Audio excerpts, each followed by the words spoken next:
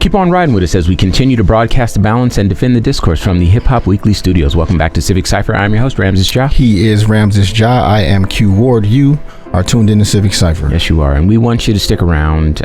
We are going to be talking about the LA wildfires. For maybe if this is your first time coming to the conversation, this is a weekly show.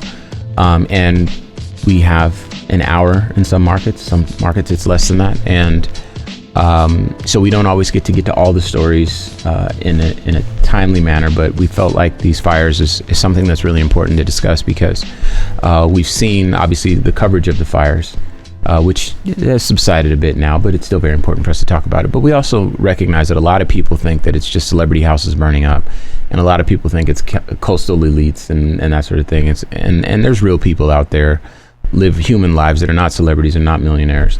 And we're going to share a story of a black community. So stay tuned for that. But before we get there, it is time to become a better ally, Baba.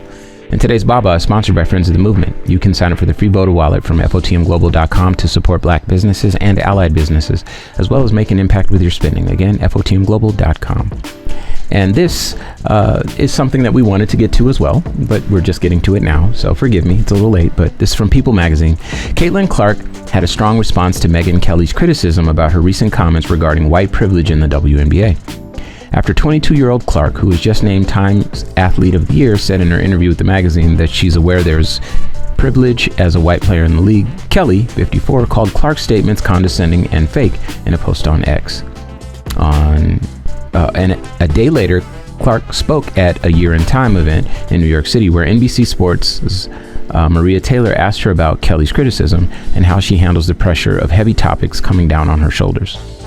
Quote, "I feel like I've always had a really good perspective on everything that's happened in my life," Clark told Taylor. The Indiana Fever star went on to reiterate her comments made in the Time article, telling Taylor, quote, "I feel like I've earned every single thing that's happened to me over the course of my career, but I also grew up a fan of this league from a very young age."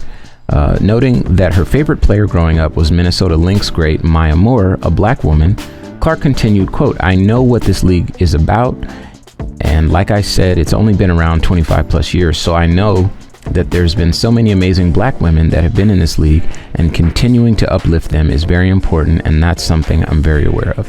And Caitlin Clark, for that, I say you are this week's example of a better ally, using those platforms to make sure that black women are lifted up, especially at a time when these huge corporations are turning their backs on black women. That feels even more special. And keep going. So it's important to point out before you move on, the right and MAGA tried to make her an avatar for their hate of black women. And when she made this statement, they all turned their back on her, and they all tried to eviscerate her on social media for standing up for black women. So they showed their true colors. They were not actually fans or supporters of her. They tried to make her the avatar or the mascot for their hate. And when she did not share it with them, all of those people immediately turned their back on her. So shout out to Caitlin Clark for showing up when it wasn't easy to do so. Yeah. Okay. So as far as these wildfires in LA, we've talked about this before on the Black Information Network. We've had a number of conversations with people who are on the ground, making a difference out there. And for people that have taken a moment to try to imagine what it would be like to look around one day after waking up and everything that you have ever had is burned up, and there's no towel to dry off when you get out of the shower, and there's no toilet paper, there's no toilet, there's no house. Everything you ever earned, everything you ever purchased, everything that you held dear, every memory, every photo, all gone. For people that understood what it's like to flee in fear of your life, people that have not been in that position. I've been in that position. I've been in a house fire before. I lost all my baby pictures. That's why I have none. All my stuff when I was a little child model and child actor, I couldn't show you that it was true. The stuff I did for HBO in the early, I couldn't show you any of that because it's all burned up in a fire before the internet, of course. But for people that took a moment to try to empathize, to try to understand what that might be like, we salute you. You know, that's the first step in, you know, in making a difference. But there is the truth of the matter, which is this country is as divided as it's ever been. And there's a number of people who are looking at the fires in LA as though this should be happening. You know, and, you know, fire does not go to Democrats' house only. Fire does not go to Republicans' house only. You know what I mean? I think Mel Gibson was at Mar-a-Lago when he found out that his house was on fire. A lot of those wealthy people whose mansions got burned up, as you can imagine, a lot of those people, maybe not all of them, but a good number of them, are people that stood to benefit from Trump's policies and were likely Trump voters. And they lost everything. We're not even talking about money, just all your pictures. I grew up in a world with no baby pictures. I have two, and one of them I'm kind of blurry. That's it, and it's because they were at my aunt's house.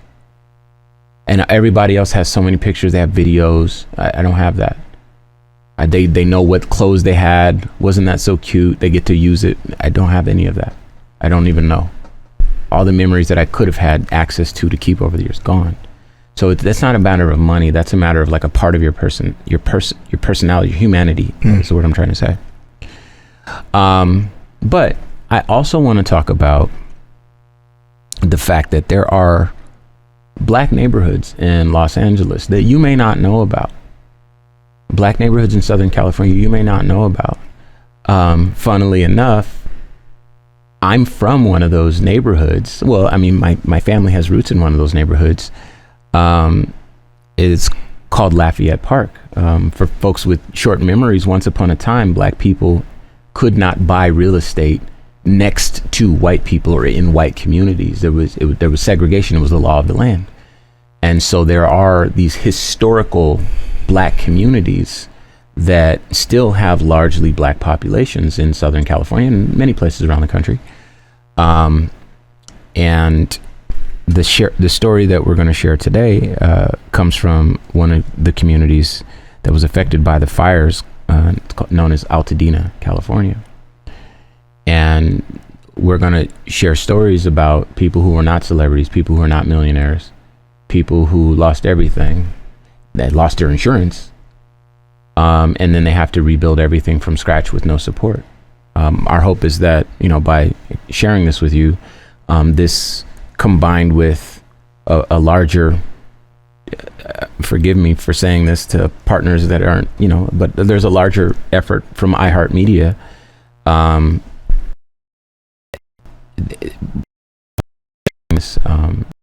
You might be fueled to try to make an impact in some meaningful way with respect to some of these families.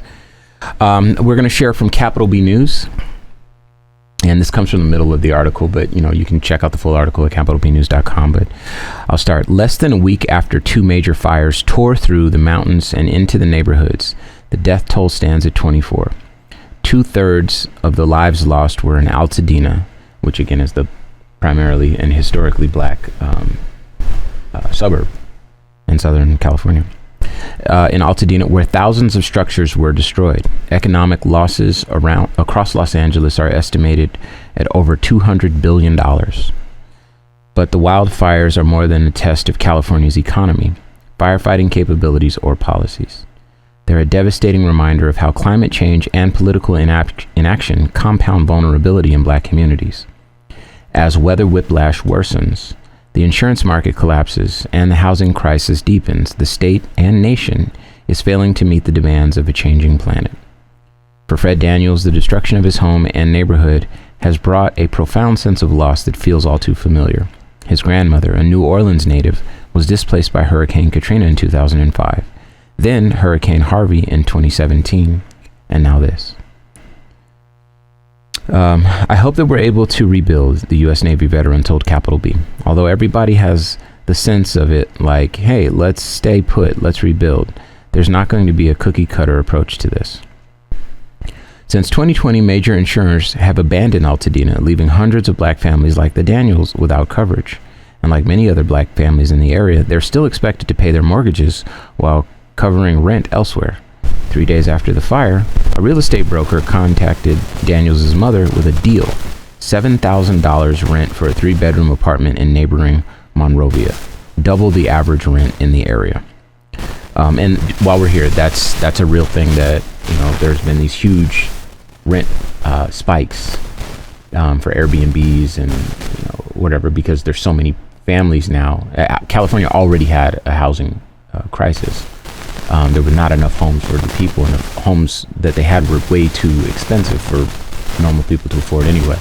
And then now with the fires and all these people displaced, there's now more families that need shelter, and so the rent shot up, of course. All right. So it's clear, it's back to the article. So it's clear, half a dozen residents told Capital B that those who lost homes and jobs in the fire now face recovery with a fractured safety net.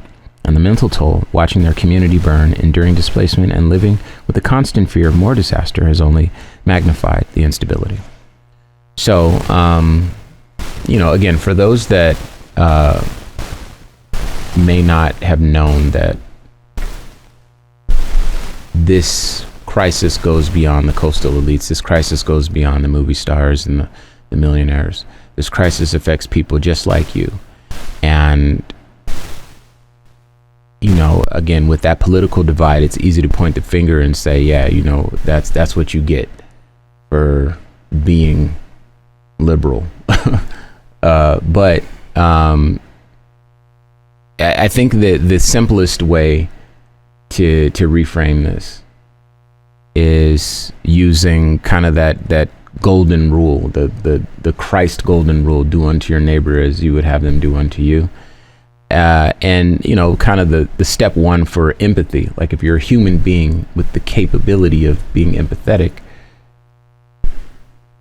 imagine if it was you. And I think that at that point you might start to kind of understand that there are people in need, people that have lost everything, and they didn't do anything to bring this upon them. Just like when they talked about, Hurricane Katrina and Hurricane Harvey and any other natural disaster that happens. These aren't people that signed up to go into combat and, that's sometimes you win, sometimes you lose. No, these are people that went to work. And when they came home, the house was on fire.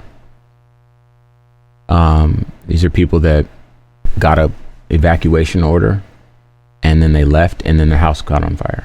And I just never thought that we would live in this world with the Trump effect that you mentioned earlier in the show. The Trump effect, for those just coming to that conversation, is it's the effect that Donald Trump has had on the population to be more like him. And I don't know that he is the best example of a human being. He's not our finest example of what humanity can be. I think might be our worst. Well, when we're talking about, we've mentioned Dr. King a lot in last episode and this episode naturally. When we're talking about people who are good people, we know them to be good people. Not perfect people, I'm not going to say that, but good people, right? They stood for something. They, wanted the world to be a better place.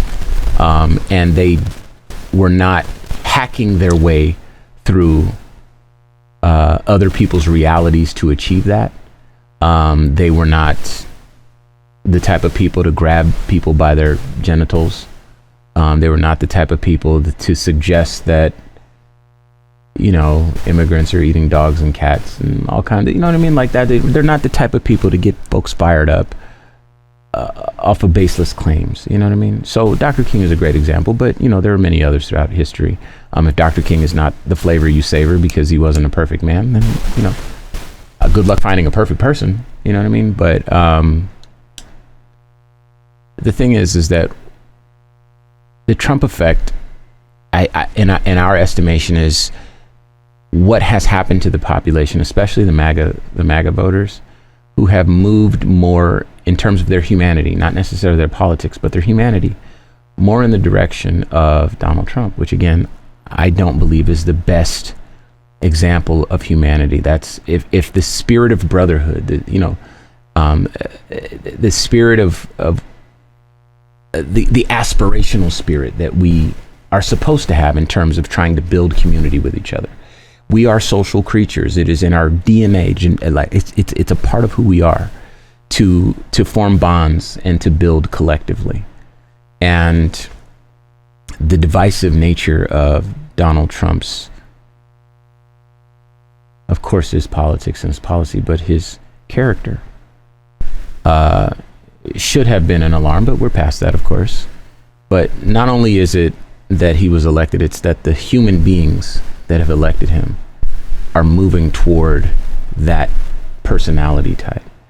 And for those of you that might fall under that umbrella, or more likely for those of you that know people that have fallen under that umbrella and are moving away from what should be their humanity more towards something that is more based in hatred, fear, whatever, divisiveness. I wanted to make sure that we took a moment to, again, interject some humanity into this. I can't believe I have to say this on the radio, but these are human beings, just like you. These are people that have hopes and dreams, and they have children, and they want their children to be happy and do better than them, and they want to accomplish goals, and they want to laugh. It's not more complicated than that. And for me to appeal to you, more than likely I'm appealing to you so that you can appeal to the people in your world on our behalf as a people, on Black people's behalf specifically. That's kind of the nature of this show. But make no mistake, I know how to find my brother, my sister, my sibling, and any person. I know how to find that, even if my brother or my sister or whatever is lost. And a lot of people are losing the capacity to find their brother, to find their sister, to see themselves across the aisle. And I think that this was kind of necessary so that we can kind of make that plea, so that we don't lose sight of the fact that, hey, we're supposed to help each other, not to kick each other when we're down. And again, with the efforts that we've seen, not just from iHeart, but from a lot of our other partners, national partners, broadcast partners. Radio Pacific has done a fantastic job. I know KKFR in Phoenix has done a fantastic job of organizing. I know there's stations around the country that have been really on top of this. We say that you can help us too. And the first step is reminding yourself of your humanity and their humanity, and then reminding the people that are up right now, they got their guy in office and they're beating their chest and they're adopting that bully type of mentality and bully type of behavior, to remind them that that is not their natural state, and the only way they get there is based off of hatred, fear, or both. Well said. It's an interesting trick that they pulled off. Billionaires can convince their followers that the millionaires are the elites. I didn't even think of that. That's funny. The millionaires, the people who they have 100 times the wealth of, are the bad people, are the ones who sit up on the hill and look down at them. While these billionaires stuff more money into their own pockets and make life harder and more expensive for you and yours, they convince you to be mad at the people who have a little bit more than you, while they have a lot more than everyone.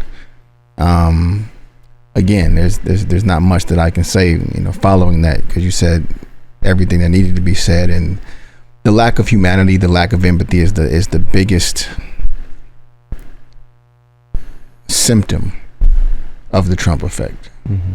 The most pronounced, the most aggressive, the people not caring about each other, only about themselves. And when you put people in that space where all they can think about is what's best for just them, and you interject a little bit of money into that conversation, people will sell themselves out, sell their souls, sell their families out, sell anyone who they might have had any solidarity with. Make people so desperate that you can simply offer them enough money to give up everything else that means something to them. So you see people of every ethnic background. I see gay billionaires signing with the person or siding with the person that hates gay people. Black millionaires siding with the person that hates black people. Yeah. Wealthy immigrants siding with the person that hates immigrants is going to make laws to make sure their brothers, sisters, aunts and uncles and children are not welcomed here. But they think they did it the right way, so go ahead. He'll only get the bad ones. You know, it's women to vote against their rights. Poor people to vote against other poor people, to keep poor people down. You know, that includes you too, so what? As long as it includes you. You know, it's a really scary, really dark, really cynical place to be. And I wish we could be more hopeful and sound more celebratory and more excited, but here we are. So, you know, I know there were some organizations that you wanted to talk about that are taking place and that are taking part rather in helping people try to get back on their feet. So I want to leave you enough time to shout them out. Yeah. So for folks that feel like they want to maybe donate or learn more ways that you can support the California Fire Foundation, you can find out more at cafirefoundation.org. Again, California Fire Foundation, that's cafirefoundation.org. The LA Food Bank, that's lafoodbank.org. That should be pretty self-explanatory. Pasadena Humane is pasadenahumane.org. And don't forget that a lot of these people have pets, animals, whatever. And so Petco Love is petcolove.org. These have all been vetted by iHeart. This is kind of a lot of folks have been putting time and resources into making your support translate on the ground out there. And so again, cafirefoundation.org, lafoodbank.org, pasadenahumane.org, and petcolove.org, whichever you like, any or all of them. And let's not forget who we are supposed to be to each other. With that said, we're going to leave it right here. As always, I'd like to thank you for tuning into another episode of Civic Cipher. I have been your host, Ramses Ja. He is Ramses Ja. I am Q Ward. You have been once again tuned into Civic Cipher. Thank you guys once again for spending some time with us. Like, comment, subscribe, follow, share. And send us a good comment every now and then, and that goes a lot further a long way, than you might know, because we get a lot of the opposite. You know, tap in with us. CivicCipher.com, the iHeartRadio app. Where else can they find us, Ja? We're Civic Cipher on all social media platforms as well. Be sure to hit us on YouTube. We are increasing our activity week to week over there. You can find me on all social media at Ramses Ja. I am Q Ward on all social media as well. And I think that's about it. So until next week, y'all. Peace. Peace.